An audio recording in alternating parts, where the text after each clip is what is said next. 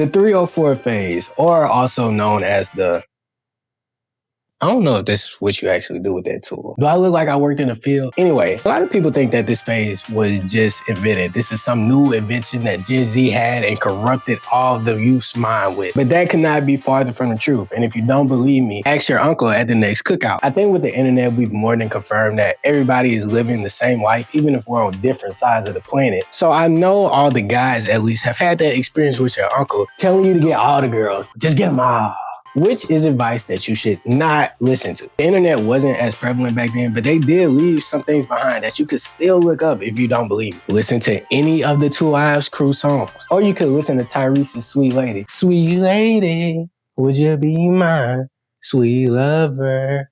Oh, brother, this guy stinks! I'm sorry. That song is so sweet. Him professing his love to the girl he really likes. Aww. Except that's not what that song is about. That song is about him being with another man's girl. You thought they weren't getting down like that, huh? Better pay attention to them lyrics. In concept, the 304 phase is not a bad thing to tell somebody, because essentially they're telling you to talk to different people and just figure out what you like by experimentation. But the key word that a lot of people miss in that is different people. But Snatch, I talk to a whole lot of different people. That might be true for you, my friend, but what I've observed from a lot of girls and guys is that usually they talk to the same person in a different body. And that is what I like to call insane. No, I'm not saying that to be rude to you. It's literally the formal definition of insanity, doing the same thing over and over and expecting a different result. Insanity is doing the exact same thing over and over again, expecting to change. For dudes, I know that you talk to the fine girl in the party who twerks and dresses like she's allergic to fabric. And you will confirm that you've had a bad experience from talking to that girl. Maybe not from talking to her, but from wanting anything actually serious from her. For some reason, you go back to the club the next week and do it all over again. And girls, y'all talk to the dude who has no job, drags you through the mud, and takes your car while you're at work. So inevitably, when you've gotten tired of him, you drop him and then you talk to another guy who does the same thing. See, this is the problem with this phase. People very early on realize that they have a type. And arguably early on, I think they know exactly what they want from their partner. But for some reason, mainly, I think because of commitment issues, they don't stick with one person. And I really think that's because of this agenda pushed by society that says that this 304 phase is just necessary. Now, like I was saying earlier, this thing did not just come out. And back in the day, they did it too. But the only difference was there wasn't cameras. And we all know cameras and social media plot your every move, which now thinking about it, you think would make people move differently, but for some reason, they don't. In fact, I will argue that sometimes when a camera is present, that's when people get the wildest. People see a camera and literally just start doing anything. Cloud chasing at its finest. I don't understand why people act like it's some sort of prerequisite to be happy in life. Ooh, you gotta talk to a bunch of people so you can appreciate one. You know, my dream car was a Corvette. I don't think I had to drive 10 Hondas to appreciate that Corvette. Now, I get what you're saying. You might not be ready in life. You might want to work on yourself. You might just want to have fun. And to you, my friend, nothing is wrong with that.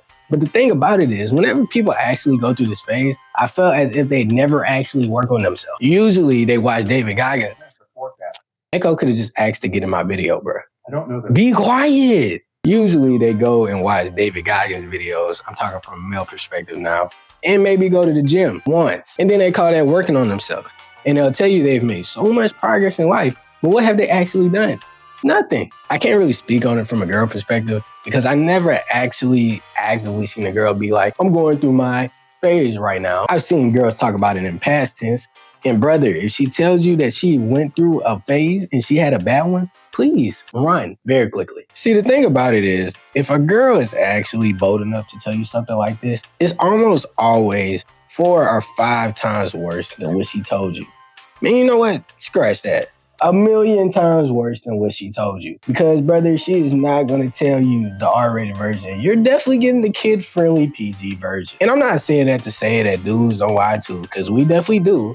But y'all do it better. Girls will tell you something and you'll never, ever catch them. It's like that old cat and dog analogy. But to my brothers out there, stay strong. And remember, she tells you 4 or 5. You got to multiply by 3. Amen to J. Cole. I don't think girls and dudes alike realize that whenever you go through this phase, bruh, all you're doing is devaluing yourself. If you really think about it, we like to use the mileage analogy a lot. Whenever we talk about a girl, we'll be like, oh yeah, she got a lot of miles, can't drive that car. And girls know this, but that's why they just, again, why? And you will never, ever catch them. Nobody wants a Lamborghini with 300,000 miles, even if it's a Lamborghini. It might start as a Lamborghini, but so many people have driven this car. You're not going to look at it the same way. It's just not going to feel like yours, which is ultimately what ends up happening in this situation. If genuinely that's what you want to be on at the moment, there's nothing wrong with that. Do you? Who am I to tell you what to do with your life? But don't do it just because you feel like that you should. Because I feel like that's the misconception that a lot of us have, that this is literally a prerequisite to life. How are you going to get married and you haven't talked to 30 girls yet? Which is stupid. And I will also admit there is a double standard in that, because like they say, dude with 100 girls, hero. Girl with 100 dudes, zero. Don't get mad at me. I don't make the rules. I do also want to say, every friend that I have who has went through this phase has never came out of the phase feeling actually fulfilled because of it. Actually, every person who I've talked to about this say they come out this phase usually feeling a bit disgusting because they realize they're doing stuff for superficial reasons that don't really add up to anything. They're just going and pursuing things simply for the sake of the hunt, simply to run up their numbers so they can get closer and closer to being a hero. But at some point, usually whenever you connect with a girl you like, you realize how dumb that game really is and how pursuing and subscribing to something like this really just makes your life a little meaningless. I don't want to say meaningless. That's kind of harsh. But you're not using your time wisely at all. Again, to the people watching my channel, all I really wanted you to get from this is that don't feel like that this is something that you have to do. Now, again, if you want to be on that for some reason, I'm not judging. Do what you want to do. But just don't feel like you have to go through life like this. This is an experience you have to have. If you happen to early on meet somebody that you really like, just like them. And who knows, maybe it works out, maybe it doesn't. But there's nothing wrong with following your heart and being open to people. Even though I just said how much girls lie and dudes do too, everybody in the world does not have bad intentions. In fact, there's a lot of people in the world who don't have bad intentions. And if you happen to run across one of those people, realize that. Also, in saying that, don't go looking for it, because looking for it never leads to good results. What you should do in a time where you might be single and not committed is just focus on yourself and let it come to you. But also, don't just do things for the sake of the plot or you feel like you'll get some sort of rep, because the people who are giving you this rep will not be there when you feel bad about yourself or you're crying in the shower because you feel alone and you feel like you're doing nothing with your life. Nobody else's opinion should matter to you at all. And the life you're living is ultimately for you. So don't forget that. So don't do anything, and I repeat, anything to please somebody else. Also with saying that too, like I said, if you run across a good person, cling on to it. If you run across a 304, do not make yourself so delusional to the fact that you cannot see that it's a 304. Take people for what they are and pay attention to the signs that they give you. I know that whenever you like somebody, every red flag can make it seem like 6 flags and a really fun ride to go on. But sometimes things are just not worth your time. And sometimes people aren't either. Pay attention to who somebody is telling you that they are. Again, in conclusion, is the 304 phase necessary for life? Maybe, depending on the type of person you are. If you are that person who finds enjoyment out of that, hey, have fun, live your life.